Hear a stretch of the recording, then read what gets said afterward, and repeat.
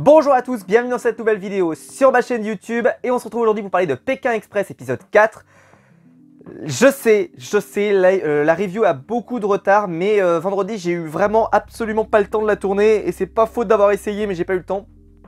Et samedi j'ai été extrêmement occupé, j'ai fait plein de choses, ce qui fait que j'ai pas du tout pu me poser pour pouvoir vous tourner cette vidéo, donc je la tourne seulement dimanche. J'espère que vous l'aurez pas trop attendu. Mais je peux vous dire que de toutes les reviews que j'ai fait cette semaine, j'ai fait les reviews de Koh Lanta évidemment, mais j'ai pas encore fait les reviews de Top Chef. Probablement qu'il faudra que je la décale et que je la fasse la semaine prochaine, c'est pas grave. Ici, je vais vous parler de l'émission que j'ai préférée de la semaine. J'ai adoré cet épisode de Pékin Express. Et pourtant, on aurait pu se dire qu'après l'épisode dernier qui a marqué les esprits, d'ailleurs la review de la semaine dernière a fait le plus haut score des reviews de Pékin Express depuis le début. Et même depuis le début que j'en fais, c'est-à-dire depuis toutes les saisons de Pékin Express que j'ai pu faire, c'est la review qui a le mieux marché, avec évidemment la fin qu'on connaît avec Étienne. Et on pouvait s'attendre que Étienne prenait tellement de place que son départ peut-être allait rendre, je sais pas, la saison moins bonne, ou je ne sais quoi, peu importe. Mais alors, pas du tout. C'est la preuve que Étienne, il prenait beaucoup de place au montage, il prenait beaucoup de place parce que je pense qu'il voulait en montrer beaucoup, et de toute façon il est resté pas longtemps, donc autant qu'il l'ait montré au début. Et en vrai, ils ont eu du temps dans cet épisode pour développer d'autres binômes, et on en a découvert encore d'autres. Et moi, il y a des binômes que j'ai adorés, il y a des binômes qui se sont confirmés, des binômes qui se sont révélés, des binômes dans lesquels je suis toujours pas convaincu, mais en tout cas, il y a vraiment beaucoup de bonnes choses. Et au-delà de ça, les épreuves étaient exceptionnelles. Je le dis, les épreuves étaient exceptionnelles. Le rythme était génial, je me suis pas ennuyé une seule seconde. C'est sûr que cette dynamique aussi d'avoir des éliminations, enfin des qualifications, donc ça va à tambour battant, ça ne s'arrête jamais. C'était génial. Et puis un duel final qui a été plein de suspense, donc franchement, c'était superbe. Un excellent épisode de Pékin Express. Et je sais que je l'ai déjà dit la semaine dernière, et je sais que vous êtes beaucoup à avoir regardé Pékin Express parce que je reparle, etc. Mais franchement, là avec ces 4 épisodes, si vous n'êtes pas convaincu des qualités de ce programme, je peux pas faire mieux.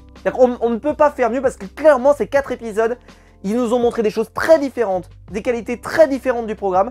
Mais vraiment, on a eu le meilleur. Et hier pour moi, enfin pas hier, mais quand j'ai regardé le programme, pardon, on a eu vraiment la meilleure production de Pékin Express, peut-être de tout. Enfin, franchement, c'était un superbe épisode. On va en parler. Que je vais vous expliquer pourquoi. Alors, on est à la capitale de l'Ouzbékistan et premier bon point, oui, parce que ça voulait dire qu'on allait avoir du stop et on allait avoir du bon stop. Parce que quand on est en pleine pampa en train d'être à moitié perdu, forcément le stop ça se complique. Parce que vous avez peu de véhicules, donc compliqué de hop, tu changes un véhicule, tu te fais arrêter, tu peux rester longtemps sur le bord de la route sans jamais redémarrer quelque chose, sans jamais repartir. Là, le fait d'être dans une capitale, même si c'est pas Paris, entre guillemets, c'est une capitale qui, on le voit, il y avait de la circulation, il y avait donc des voitures, donc qui pouvaient permettre d'avoir beaucoup de choses. Mais ceci étant dit, on n'est pas resté que dans la capitale, puisqu'on s'est vraiment éparpillé un peu partout. On est allé à tels endroits, à tels endroits, à tels endroits, à tels endroits, ce qui fait qu'on a visité ce coin absolument dans tous les sens, et c'était génial. La règle des intouchables, donc en fait c'est un système de qualification, qui fait qu'à chaque fois que vous arrivez premier, vous vous qualifiez. Et ensuite, la première qui est qualifiée, bon bah ça c'est bon, c'est réglé. Et ensuite, il y a un système qui fait que les 2 premiers sont, entre guillemets, qualifiés. Et l'un des 2 sera qualifié seulement s'il est choisi par la première équipe. Et ensuite, 2 équipes, 3 équipes, etc. Les choix se font dans le bus notamment, on a vu ça. Et ça, c'est assez sympa, on en reparlera. Parce que je sais que c'est quelque chose qui n'a pas dû forcément faire plaisir à plein de gens. Mais moi, j'ai bien aimé comment ça a été fait. Alors, la règle des intouchables, donc c'est une très bonne règle et surtout ça fait, comme je vous l'ai dit, que ça a donné du dynamisme au programme parce qu'on ne s'est pas ennuyé une seule seconde. Alors déjà on commence très fort, on commence avec une dégustation. On n'en a plus dans Koh Lanta, en tout cas on n'en a pas eu pendant longtemps dans Koh Lanta. Et voilà le grand retour des dégustations dans Pékin Express. Alors de toute façon ça arrive tout le temps. Alors j'ai noté tout ce qu'ils ont bouffé. Il y avait, alors en fait ça se jouait au hasard. Tu donnais un chiffre et selon le cas t'avais, voilà. Il y avait des vers vivants.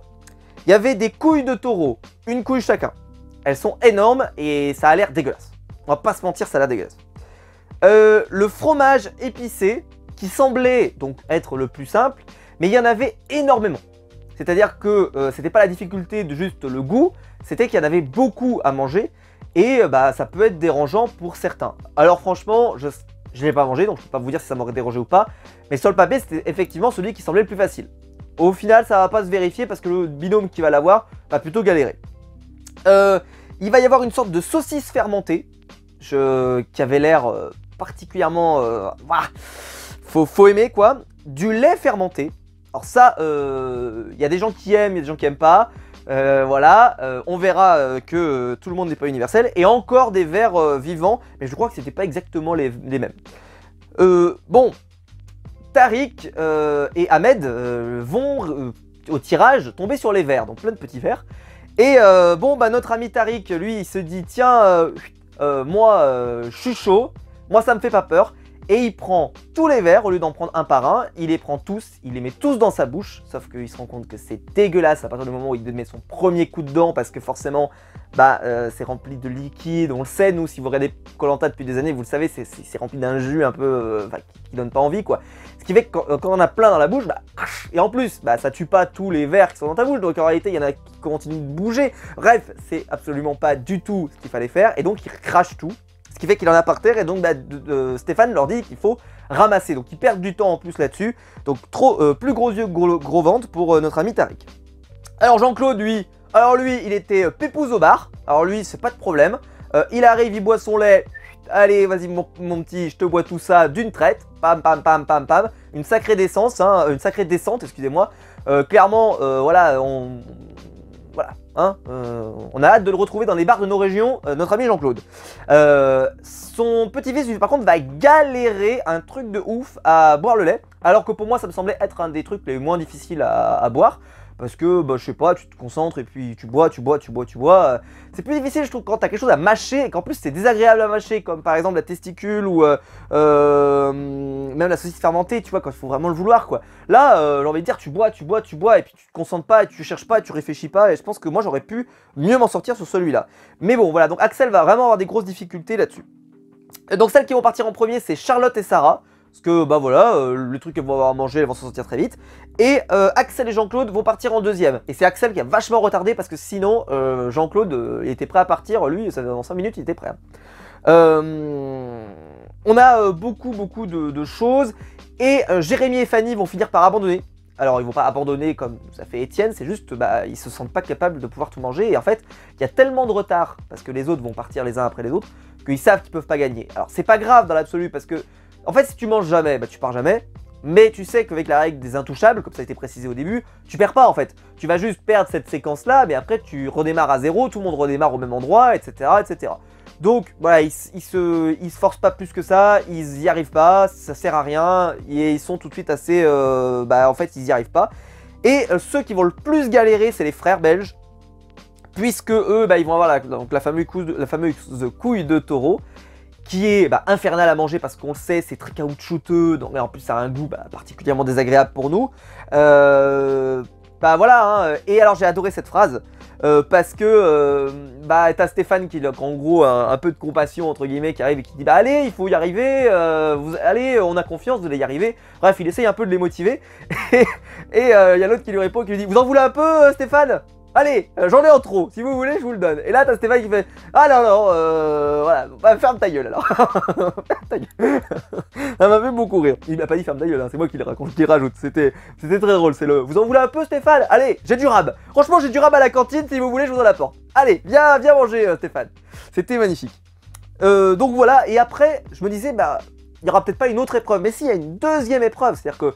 D'habitude quand il y a un sprint comme ça en fait tu as une épreuve et après bah, tu arrives à l'arrivée. Là en fait il y a un sprint, il y avait une première épreuve on va dire pour se lancer, plus une deuxième épreuve sur place et t'arrivais à l'endroit.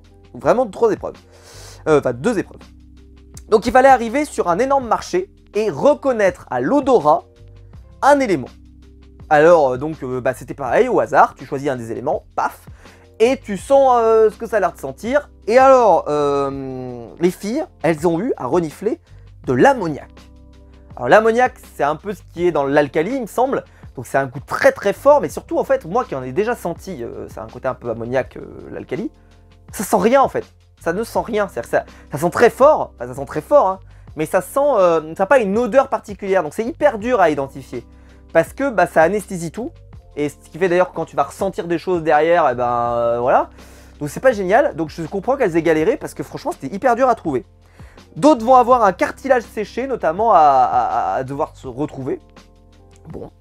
Et alors j'ai noté parce que très clairement la prod ils vont s'éclater à nous montrer un truc sur tous les étals qu'il y avait. C'était la tête de mouton. Alors, la tête de mouton ils nous l'ont montré je ne sais combien de fois. Je pense que vraiment pour eux ils se sont dit ça va, voilà, ça va marquer les téléspectateurs. Preuve à l'appui, bah, ça m'a marqué parce que je l'ai marqué. On fait beaucoup de répétitions. Mais voilà, il est arrivé chaque fois qu'il y avait quelqu'un qui voyait la tête et il faisait oh putain mais il y a une tête. Il y a une vraie tête en plus, mais la tête en entier quoi. Comme si on avait coupé la tête de Louis XVI et qu'on l'avait posée sur une table quoi. Incroyable. Je sais pas, dans ces pays-là c'est toujours quelque chose qui m'épate, ça donne vraiment envie, tu vois. Parce que nous encore, bon, il y a des gens qui aiment pas la viande, etc., mais quand elle est préparée, tu vois, quand elle est transformée, quand elle est prête, quand tu prends un steak ou machin. Mais là, quand t'as la tête de l'animal directement posée, je vous cache pas que moi, ça m'a jamais fait particulièrement rêver. Voilà, je sais pas si ça donne envie aux gens d'acheter, je sais pas. En tout cas, moi, personnellement, ça aurait plutôt tendance à me dire, même si en réalité, c'est l'animal dans la version la plus brute, donc entre guillemets, ça devrait pas nous repousser, entre guillemets, mais je sais pas, je suis toujours dubitatif sur ce genre de choses. Et on va avoir donc un binôme qui va s'imposer, c'est Arlette et Caroline. Il va y avoir un duel entre Arlette et Caroline et Jean-Claude et Axel. Voilà, et c'est Arlette et Caroline qui vont s'imposer. Alors, donc c'est une mère-fille. Et je vais vous dire un truc parce que je l'ai noté, j'ai mis, c'est une découverte. Bonjour mesdames, je sais pas qui vous êtes, mais merci de vous présenter à nous.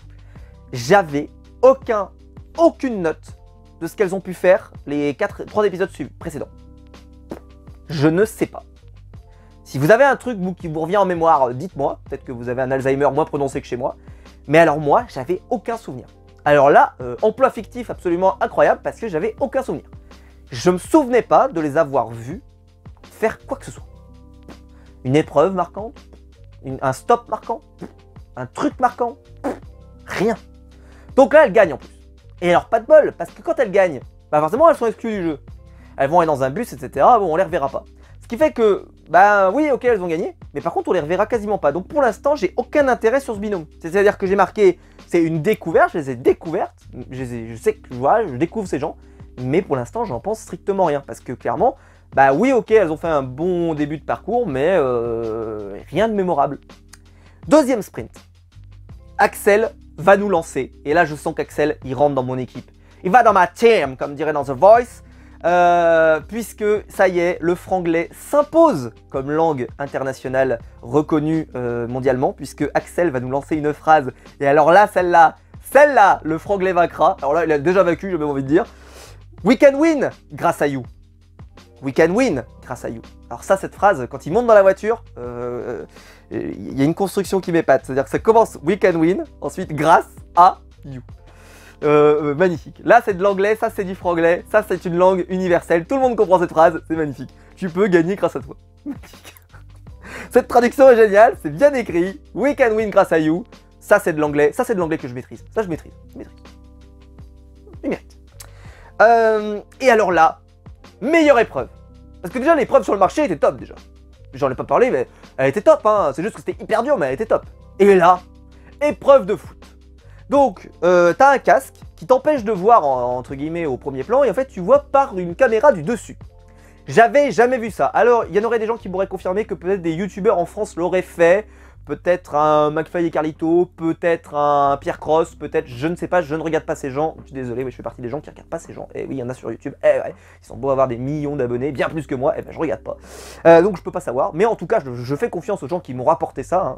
Voilà, peut-être pas d'ailleurs, mais on sait pas. Mais en tout cas, bon bref. Mais en tout cas, j'ai trouvé ça tellement bien.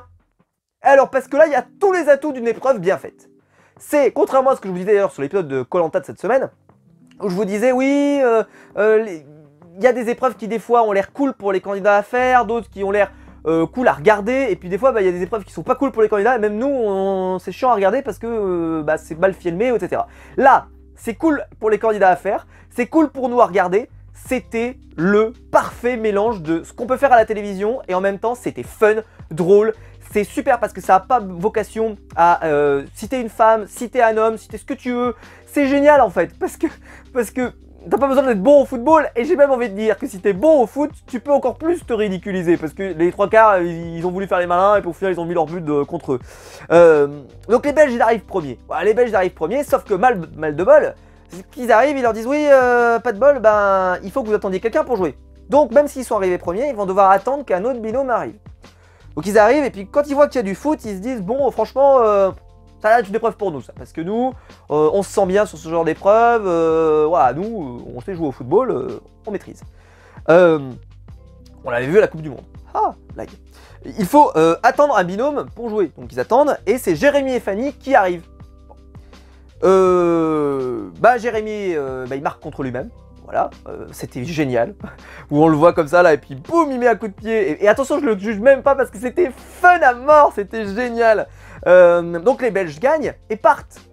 Mais ils vont rester coincés parce qu'ils vont pas réussir à retrouver une bagnole juste derrière. Alors pourtant, comme je vous l'ai dit, on est dans une capitale donc il y a pas mal de circulation. Donc c'est pour ça que ça a rendu le stop hyper intéressant, parce que même si tu partais le premier, tu savais que tu pouvais être rattrapé parce que les autres pouvaient trouver des voitures assez facilement, entre guillemets. Alors bon, eux, Tariq et Ahmed, ils sont foutus. Ah, ils arrivent, eux, ils ont confiance. D'ailleurs, pardon, il va y avoir Axel et Jean-Claude qui vont arriver avant. Pardon, excusez-moi, Axel et Jean-Claude. Pareil, Axel et Jean-Claude, ils sont en confiance. Eux, pour eux, Axel, il se dit ça va passer. Bon, écoute, je suis joué au football. Sauf que Axel et Jean-Claude, ils vont affronter Jérémy et Fanny, qui étaient encore là. Et c'est Jérémy et Fanny qui vont l'emporter. Parce que, je sais plus ce qu'ils vont faire comme conneries, Axel et Jean-Claude, mais voilà, mais c'était super marrant. Ensuite, Tariq et Ahmed, eux, ils arrivent. C'est les footeux, voilà, eux, ils s'y connaissent, machin. Donc, ils vont affronter Axel et Jean-Claude. Et Axel a cette phrase absolument géniale où, je sais plus s'il la prononce à ce moment-là ou la phrase d'avant, mais peu importe. C'est, il dit, tu mets Cristiano Ronaldo face à ma grand-mère, je sais pas qui gagne. Voilà, sur ce type de jeu, tu vois, Cristiano Ronaldo face à ma grand-mère, je sais pas qui gagne. Ce qui prouve bien, hein, l'idée que je vous disais, c'est que même si vous êtes bon au foot ou pas bon au foot, en réalité c'est juste fun à faire. C'est que ça serait, moi je me suis dit, ça serait génial à faire avec des gens justement qui savent pas jouer au foot comme moi, qui suis nul. Hein. Moi j'étais toujours choisi en dernier dans les équipes de football parce que je sais pas jouer, mais je sais pas jouer. Je sais pas jouer. J'aurais jamais pu m'inscrire à la Saint-Etienne, qu'est-ce que vous voulez que je vous dise? J'ai raté une carrière, et ben non, j'ai décidé de faire enseignant. Hein, à quoi ça tient des fois hein, voilà, non mais de toute façon j'étais nul dans tous les sports, je crois qu'il n'y a aucun sport dans lequel je me débrouillais bien, donc vous inquiétez pas, j'ai jamais... Moi je suis celui qu'on choisirait en dernier, sur Koh-Lanta je le sens. Et là il arrive donc Jean-Claude, et donc à la réponse de cette question, tu mets Cristiano Ronaldo face à ma grand-mère, donc face à sa femme, hein, face à ma grand-mère, et je sais pas qui gagne, et t'as Jean-Claude qui répond, oh, respecte ta grand-mère. Cette phrase, ah, elle était sublime. Elle était sublime. Jean-Claude, incroyable. Exceptionnel. Exceptionnel. Moi, j'adore Jean-Claude et Axel. Je sais qu'il y en a qui aiment pas. Moi, j'adore. C'est un binôme, franchement, qui laisse pas indifférent. Il y a des gens qui adorent, des gens qui aiment pas. Parce qu'ils trouvent qu'Axel est un peu trop... il est un peu trop investi, on pourrait dire. C'est-à-dire que, voilà, vu qu'il veut absolument gagner, c'est vrai qu'il est très... il prend pas de tact, voilà, disons-le comme ça. Mais moi, j'aime bien. Parce que moi, j'aime bien ce genre de caractère, des gens qui veulent absolument gagner. Et je trouve pas qu'il est particulièrement méprisant, je trouve pas qu'il est méchant, c'est juste qu'il a envie de gagner. Et moi, des gens qui ont envie de gagner quand on participe à un jeu, ça me choque pas, je suis désolé, mais oui, ça fait partie des qualités pour moi de gens qui participent à un jeu de vouloir gagner. Bon voilà, les Belges, eux, ils vont... ils vont finir par partir, puisqu'ils vont trouver une voiture. Et là, ils tombent sur un mec, et le mec décide d'aller faire son plein, et de manger un casse-dalle. Hein, le casse-dalle de la nuit, probablement. Hashtag Caradoc. Mais c'est relativement formidable parce qu'ils sont là, et ils le regardent, ils font... Non mais sans déconner, il va faire son plein, bon ok. Mais derrière, il commence à aller dans les étals des gens, ils discutent, ah putain mais nous, il y a un jeu et tout. Les gens sont calmes, c'est bien les Belges, ils sont calmes. Parce que moi, je suis pas calme, je fais, oh, on a rendez-vous. Parce que là, mais tu vas me dire...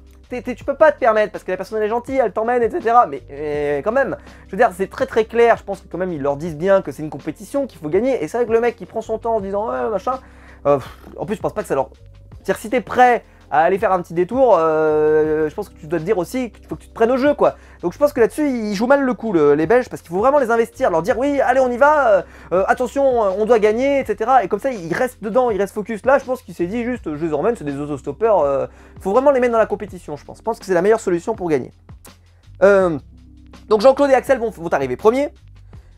Les Belges, Nicolas et Lucas vont arriver deuxième et Jérémy et Fanny vont arriver seulement troisième. Donc ils étaient hyper déçus parce que ça s'est joué à pas grand chose. Bon bah donc il faut choisir, donc on fait revenir Arlette et Caroline qui doivent choisir entre les deux. Et elles vont choisir Jean-Claude et Axel, pourquoi? Parce que vu que c'était deuxième à l'épreuve la première fois, là ils sont à nouveau deuxième, donc voilà, il y a une sorte de cohérence, donc il leur donne, enfin voilà, elle dit bah ils méritent, donc elle les prend. Et donc ils sont exclus du jeu, les 4 sont ensemble dans une sorte de magnifique villa, et je me suis dit c'est la prod qui leur a donné. C'est-à-dire qu'ils les envoient à cet endroit-là, mais pas du tout. En fait, ils vont chez les gens, ils demandent à avoir l'hospitalité, d'après ce que j'ai compris, hein, parce que c'est bizarre, ils demandent l'hospitalité, donc voilà. Et la maison, elle est incroyable. Incroyable, mais une maison avec une piscine gigantesque, une belle pelouse, enfin tout ce qu'on veut, incroyable. Et Tariq et Ahmed, je me suis dit, bon, bah c'est eux qui ont peut-être du bol, j'en sais rien, mais Tariq et Ahmed, pareil, ils vont dans une immense villa avec un hammam. Non, pas Tariq et Ahmed qui vont dans la hammam, mais il y avait une immense villa, pardon. Et les Belges, eux, justement, ils vont avoir aussi une belle maison et ils vont avoir un hammam. Et alors là, bon, bah le hammam, il fait forcément penser à la scène dans OSS 117 avec le massage particulièrement musclé. J'étais mort de rire, c'était génial. Les Belges, jusque-là, je vous avais expliqué la semaine dernière que j'avais été pas ultra client, parce que je trouvais qu'ils étaient assez fades. C'est pas une question qu'ils sont pas bons, parce qu'au contraire, on le voit bien, hein, ils sont bons sur le stop, et puis ils sont motivés, etc. Mais je trouve que c'est un binôme qui dégage peu de choses. Et vous voyez, par exemple, que jusqu'ici, je vous ai assez peu parlé, par exemple, des sœurs monégasques. Alors, je vous en ai parlé un petit peu, parce que bah, elles sont parties assez en avant sur certaines épreuves, elles ont été douées. En particulier, par exemple, quand bah, Charlotte et Sarah sont parties en premier de la dégustation, excusez-moi, qu'elles sont arrivées sur le marché et qu'elles ont galéré avec l'alcali, je vous en ai expliqué tout à l'heure. Et là, ici, on a vraiment quelque chose de... Je les aime bien, c'est pas que je les aime pas, c'est juste qu'elles dégagent peu de choses. Et là, les Belges, je vous avais dit pareil, bah là, je trouve qu'ils sont vachement révélés dans cet épisode. Et c'est pas uniquement, parce qu'on pourrait se dire, oui, c'est parce qu'ils ont eu un moment fun avec justement le hammam. Mais en fait, c'est un ensemble, c'est que je trouve que là, même en interview facecam, par exemple, bah, ils sont un peu plus cool, ils sont un peu plus sympas. Ils dégagent un peu plus de choses, c'est un peu plus cool de les suivre. Et j'espère qu'ils vont aller vers cette dynamique-là. En tout cas, personnellement, moi, j'espère.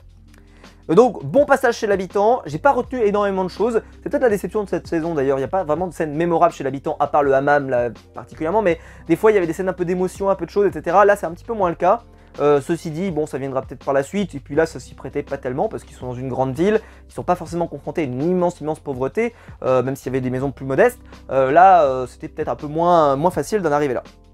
Donc bon, ils vont passer la nuit là-bas, et le troisième sprint démarre. Et donc ils doivent aller dans une station de ski, et donc les monégasques partent les premières, donc elles sont bien, elles sont cool. Et Tariq et Ahmed, eux, pour rattraper le retard, ils vont faire du stop et ils osent aller attraper une voiture de police. C'est pas la première fois que ça arrive, pour ceux qui se demanderaient, c'est arrivé régulièrement, mais souvent c'est plutôt un bon plan parce que les policiers, eux, bah, avec question de la loi sur la route, bah, des fois ils vont plus vite que prévu, et donc il suffit qu'ils mettent la sirène et qu'ils se prennent un peu au jeu, et des fois ça peut être vraiment intéressant. Ce qui est plus mauvais, c'est que si par contre tu es avec quelqu'un, enfin que t'as la police qui s'intéresse à ton cas et que c'était pas prévu. Comme c'est arrivé une fois où il y avait un binôme qui s'était fait arrêter parce que bah voilà, on se demandait s'ils n'étaient pas des clandestins ou des choses comme ça. Donc voilà, c'était assez marrant. Donc ils arrivent en haut donc, de cette station de ski et il y a un système de flipper en fait, c'est une énorme colline et vous faites descendre une balle. Et donc elle va taper sur des porteaux de bois, sur des éléments. Mais à la fin, il faut qu'elle arrive en bas sur une cage. Donc c'est même pas une question d'être fort sportivement. C'est même pas une question de précision. C'est un peu presque de la chance parce que bah, ton ballon, peu importe comment il retombe, il faut qu'il arrive à la fin en bas sur la cage. Sinon, s'il tombe sur les côtés, c'est mort. Sauf que vu que c'est une pente comme ça, bah, quand tu lances ton premier ballon, et bah, si tu te rates, il faut que tu redescendes et que tu remontes. Et ça a été particulièrement épuisant pour les candidats. Et autre point, il faut qu'il y ait deux buts. C'est-à-dire qu'il y en ait un qui marque et l'autre marque son but aussi. Donc même si tu en avais marqué un, il y en a par exemple qui vont marquer très vite et d'autres qui vont mettre beaucoup plus de temps. Donc Charlotte et Sarah vont essayer de bien s'en sortir, mais elles vont avoir du mal évidemment. Mais Jérémy par exemple, lui, bah, il va les écœurer parce qu'il va arriver, il va réussir en premier, dès le premier coup. Pareil pour Fanny, elle va arriver, premier coup, elle le met dans la cage. Nicolas par exemple, donc le Belge, va aussi bien s'en sortir. Et les Belges vont finir par partir premier, en galérant, ils vont tous galérer, mais eux ils vont finir par partir premier. Alors je me suis dit, bah c'est bon, ça suffit, ils ont eu une épreuve, d'habitude ça suffit, comme je vous l'ai dit dans ce genre de truc, d'habitude ils font qu'une épreuve.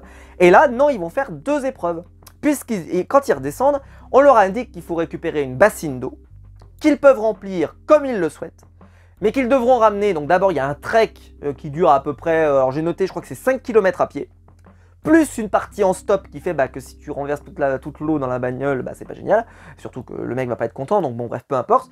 Donc il faut emmener jusqu'à la fin et il faut, attention, arriver avant 17h, parce que si on arrive après 17h, c'est mort. Donc en gros, l'objectif c'est d'arriver avant 17h. Si on est arrivé avant 17h, ce qui comptera c'est l'eau. Donc il fallait autant miser sur le côté de je vais vite, donc je me mets pas trop de poids pour pouvoir aller vite, et en même temps, il y avait l'idée de si je mets pas assez, mais que je vais très vite, les autres pourraient m'avoir dépassé. Donc il va y avoir plusieurs stratégies, selon aussi les forces en présence, on va pas se mentir. Hein. Les Belges, eux, ils se disent justement, on est costaud, on est des bonhommes, on va prendre beaucoup d'eau. Voilà. Donc ils remplissent à fond. Ils remplissent à fond les ballons, ils se disent, bon même si j'arriverai, même si on arrive en retard, c'est pas grave, on remplira beaucoup. Jérémy, lui, il va remplir un peu, mais pas totalement, en tout cas moins que les Belges, mais il va tout porter tout seul. Donc l'exploit est incroyable. Et Jérémy, pourtant, il n'est pas ultra musclé. Mais alors là, il va être hyper impressionnant. Il va y avoir une remontada, ils vont dépasser les Belges qui eux galèrent parce qu'il y a énormément de poids. Eux, il y a quasiment, je crois, 40 kilos. Pas 40 kilos, 8 kilos notamment. Donc c'est énorme. Enfin bref, ils ont vraiment des grosses difficultés. Alors que les autres, voilà, parce que je rappelle qu'il y a c'est le poids de l'eau qui va compter à la fin, c'est pas uniquement la bassine, parce qu'ils ont tous la même bassine. Bref, en tout cas les monégasques, voilà, elles partent avec peu d'eau. Ces deux femmes, il y a des femmes qui sont musclées, hein, mais c'est juste qu'elles ne sont pas musclées, donc elles partent avec peu d'eau, mais elles veulent absolument arriver en premier, et en tout cas arriver avant, donc bon c'est un jeu, hein, mais de toute façon elles pouvaient pas mettre beaucoup plus, mais quand on sait que ça s'est joué à pas grand chose, tu te dis que peut-être qu'elles auraient pu mieux jouer le coup, mais bon, peu importe. En tout cas ça sera globalement moins payant. Donc les monégasques avec peu d'eau finissent par rattraper les Belges également. Ah oui, puisque elles avancent beaucoup plus vite.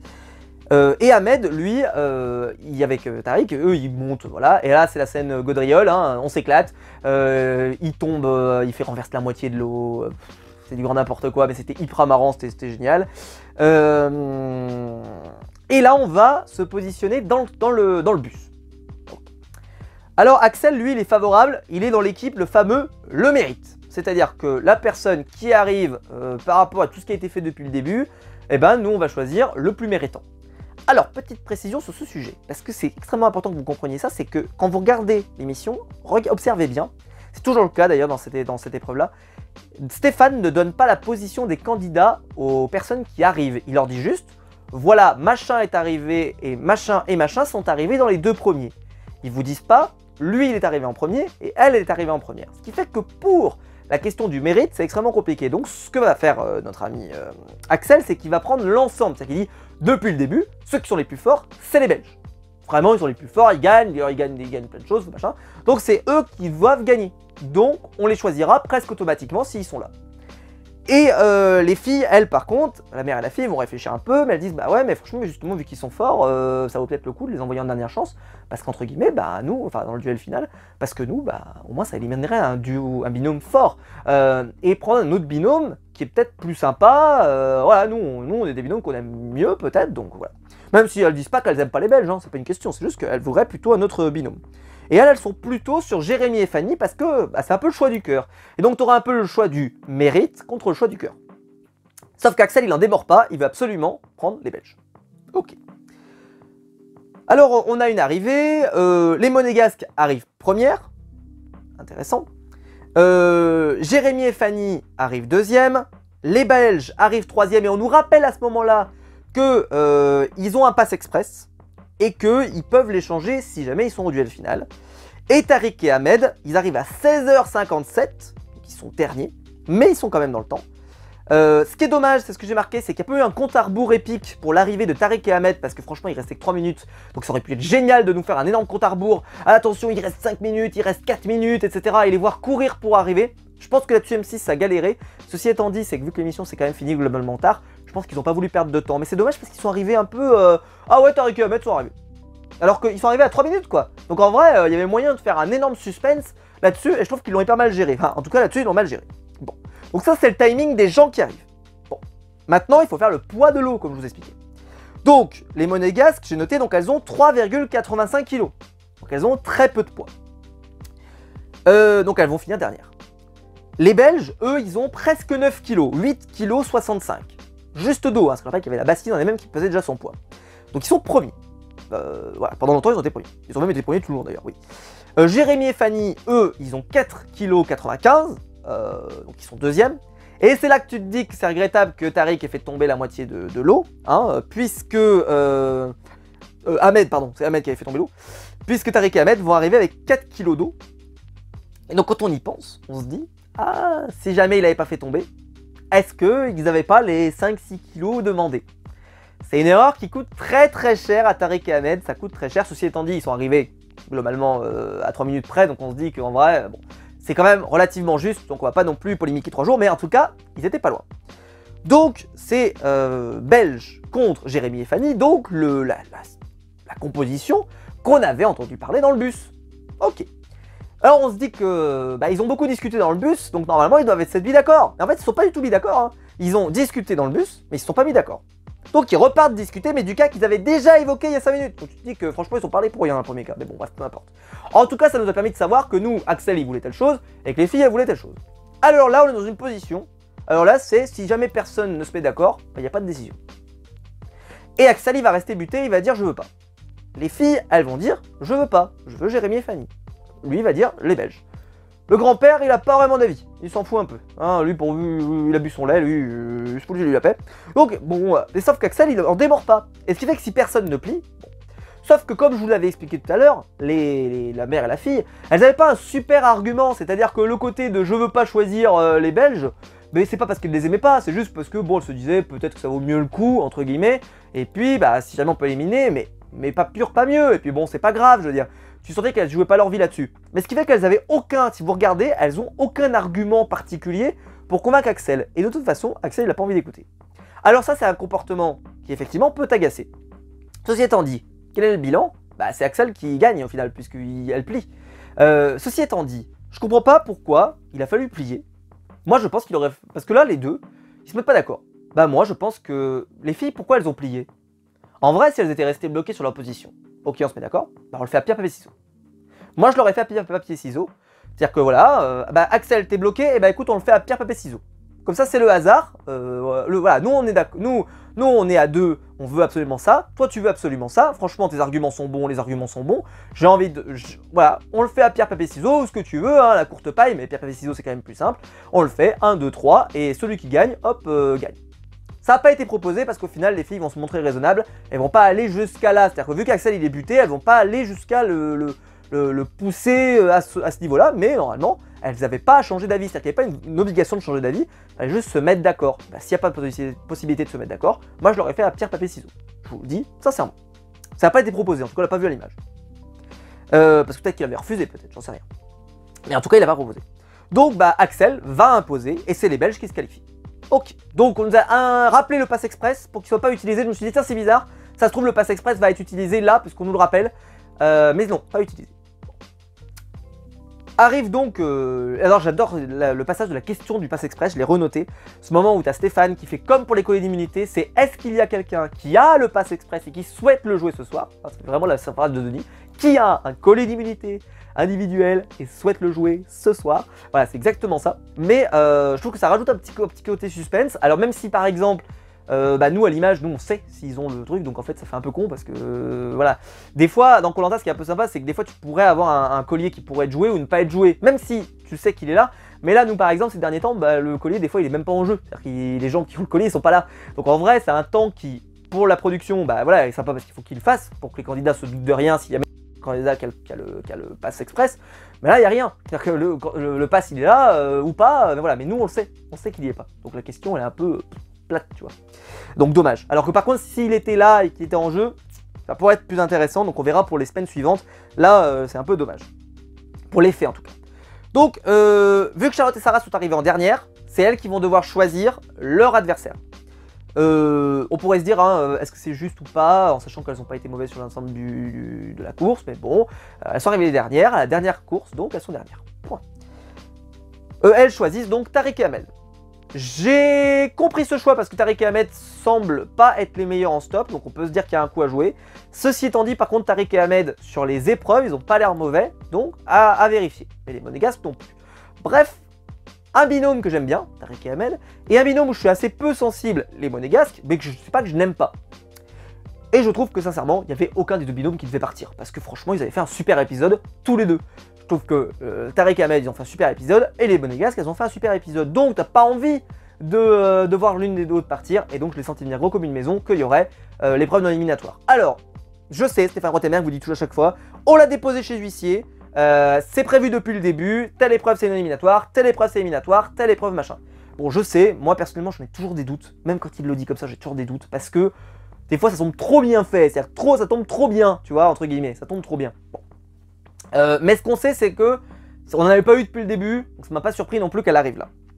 Ceci étant dit, ça pourrait gâcher le public, pour le plaisir pour le public, parce que moi je le sentais venir. Mais ceci étant dit, j'ai quand même pris du plaisir dans cette dernière partie, même si je me doutais qu'il y aurait pas, que ça serait non éliminatoire. Je m'en doutais, et ça gâche pas mon plaisir sur l'ensemble de l'épisode, parce que l'épisode était très bon, comme je vous l'ai dit, et très rythmé.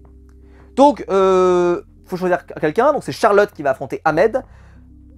Charlotte va partir première, voilà, elle est plutôt douée, elle va devoir vendre des blatlava. Alors j'ai noté ça, j'espère que je le prononce bien, blatlava. Je connais absolument pas, j'ai une culture assez mauvaise là-dessus, sur ces types de plats, donc je connais pas très bien. J'espère que je le prononce bien. Donc c'était ça, je sais même pas ce que c'est en fait, pour être tout à fait honnête, si vous connaissez. Je sais pas ce que c'est, ça a l'air d'être une sorte de dessert, je sais pas, assez bourratif peut-être, je sais pas. En tout cas, bon, je n'en sais rien. Et donc il devait en vendre 100 000 sums, qui sont la monnaie, et en gros ça valait 10 balles, je crois. C'est ça, en gros 10 euros, je crois. Bon. Et là, donc Ahmed, lui, il arrive pour vendre, hein, donc voilà. Et lui, il est lancé. Hein. Alors lui, il a trouvé un business, il voit que ça marche, donc il vend, mais il vend. Et il se rend même pas compte qu'il est passé à 145 000.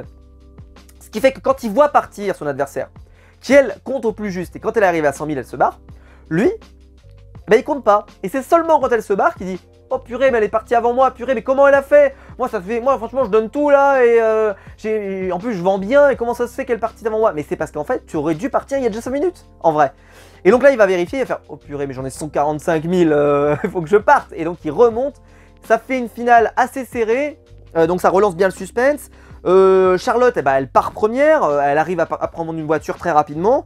Et Ahmed, lui aussi, va finir par prendre une voiture. On se dit que c'est mort, mais on voit qu'elle reste coincée dans les bouchons. Et que lui, il y a ce plan où on voit qu'il part sur une rue annexe. Et qu'il est en train de faire une remontée. Et on voit que ça va se jouer à pas grand chose. Et le suspense, et boum! C'est bien Ahmed qui arrive en premier et qui se qualifie. Et on découvre à ce moment-là que l'épreuve est non éliminatoire. J'ai trouvé excellent le fait que la prod le joue à fond, l'éliminatoire. Parce que ils nous ont fait les filles qui pleurent, qui témoignent, qui racontent leur aventure. Des fois ils le font pas, c'est-à-dire qu'ils ouvrent l'enveloppe et puis après ils leur demandent si elles ont été contentes, qu'est-ce qu'elles ont pensé de l'aventure. Là non, là, ils y sont allés à fond, c'est-à-dire qu'ils ont arrivé, ils ont dit: bon bah voilà, je vais vous demander ce que vous avez pensé de l'aventure, voilà, est-ce que vous pensez que ça allait se terminer aussi vite, nanana. Et seulement après, donc elles sont déjà en pleurs, et seulement à ce moment-là, ils donnent l'enveloppe. Ce qui fait que vraiment ils l'ont joué à fond. Donc pour les filles, ça a dû être assez terrible, mais bon, tu gardes dans le coin de ta tête que peut-être il peut y avoir une solution pour s'en sortir. Ils leur donnent l'enveloppe, c'est non éliminatoire, donc elles auront un handicap la semaine prochaine. Alors la gueule de l'handicap, c'est une énorme sorte de statue géante, poupée géante, je sais pas trop ce que c'est. Ça a l'air d'être l'enfer, on va pas se mentir, je sens qu'elles vont galérer. Ceci dit, on verra, parce qu'il suffit de se qualifier pour une épreuve d'immunité, et là après ton truc tu l'oublies, donc pourquoi pas. Mais ceci étant dit, si jamais elles se qualifient pas, qu'elles galèrent, et qu'elles arrivent dernières, et que donc elles vont à l'épreuve éliminatoire, l'épreuve éliminatoire, si elles doivent traîner ça, en tout cas l'une des deux doit traîner ça, je vois pas comment. C'est-à-dire que la statue, elle fait le poids de la personne, enfin elle fait la taille de la personne, donc ça va être insupportable. Donc j'ai peur qu'elle s'en sorte pas la semaine prochaine, on verra, j'espère qu'elles me feront mentir, mais en tout cas ça semble être un handicap particulièrement pénible. J'aurais préféré un handicap peut-être un peu plus fun, du style une boîte d'œufs, je sais pas, ou j'en sais rien, mais un truc un peu cool, ou plein de boîtes d'œufs par exemple, mais là c'est vrai que ça semble être très compliqué pour elle de s'en sortir. On verra bien, mais en tout cas, je suis pas très confiant. Et on a vu qu'il allait avoir le grand retour du drapeau rouge, c'est bien parce qu'il y a encore plein de candidats, parce qu'il y a peu de candidats qui sont partis quand même, donc le drapeau rouge va être très bien utilisé, et je trouve que cette année ils ont été malins, le drapeau noir est arrivé très tôt, le drapeau rouge arrive très tôt, alors c'est vrai que ça va nous faire une fin de saison où il y aura moins d'éléments, parce qu'il y aura moins d'éléments nouveaux, moins d'éléments machin, etc. Oui ok, il y aura peut-être moins de trucs pour pimenter le jeu, ceci dit, moi je préfère que ces éléments ils arrivent tôt, parce que à ce moment-là du jeu, c'est plus intéressant d'avoir plein d'équipes pour les flaguer, plutôt que quand tu as deux équipes qui se courent après, là il y aura un peu plus d'équipes, parce que les saisons sont quand même relativement courtes, il y a peu de candidats, donc il faut vite les mettre ce genre de handicap. Et ceci étant dit, le drapeau rouge peut-être pourra avantager les Monégasques, on verra qui l'aura dans les mains, mais ça peut être intéressant. Voilà, j'ai adoré cet épisode, parce que j'ai tout aimé, il n'y a rien que j'ai pas aimé, même la fin, même le non-éliminatoire, j'ai trouvé ça génial, parce que ça a été super bien raconté. Voilà, le seul regret que j'ai eu, comme je vous l'ai dit, c'est l'arrivée de Tariq et Ahmed, où je me suis dit, ah tiens, ils auraient pu faire un minuteur et vraiment le raconter un peu mieux. Ceci étant dit, l'épisode était tellement plein que tu peux pas leur reprocher, les épreuves elles étaient exceptionnelles. Moi j'ai envie de jouer à cette version du football là, avec la caméra du haut, parce que c'était incroyable. Bref, j'ai adoré. Dites-moi dans les commentaires ce que vous en avez pensé, si vous avez aimé. Et si vous aimez la vidéo, n'hésitez pas à la liker, à vous abonner, à la partager sur les réseaux sociaux. Il y a le bouton rejoindre juste en dessous pour donner un membre de soutien et je vous en remercie. Et quant à nous, on se retrouve très vite pour de nouvelles vidéos sur ma chaîne YouTube. Ciao!